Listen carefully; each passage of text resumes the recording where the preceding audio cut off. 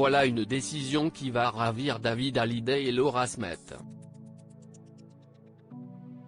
Olivier Marchal a révélé dans les colonnes du quotidien Le Figaro, en kiosque lundi 11 mai, qu'il allait se charger de la réalisation du biopic sur Johnny Hallyday, un beau projet pour rendre hommage au rocker disparu le 5 décembre 2017 à l'âge de 74 ans.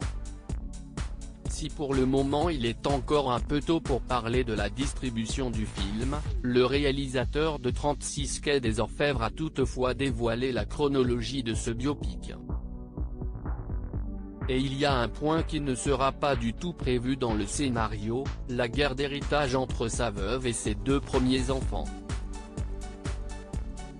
Nous partirons de ses 18 ans jusqu'à sa mort sans aborder les problèmes d'héritage, explique ainsi Olivier Marchal au quotidien. Johnny était un type adorable, charmant. Il a eu 10 vies, il me touchait beaucoup. Il avait un talent fou.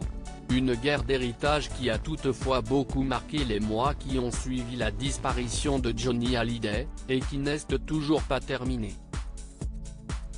Après un lot de rebondissements, une dette fiscale de 13 millions d'euros de Laetitia Hallyday est venue chambouler cette affaire, tandis qu'il était question pendant un temps d'un accord entre les 2 parties.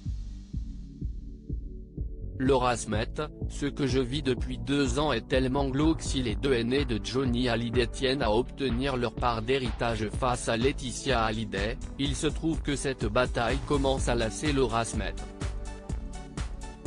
Ce que je vis depuis 2 ans est tellement glauque, avait-elle ainsi lancé dans une interview accordée à Madame Figaro en décembre 2019, voyant notamment son métier de comédienne comme une vraie bouffée d'oxygène.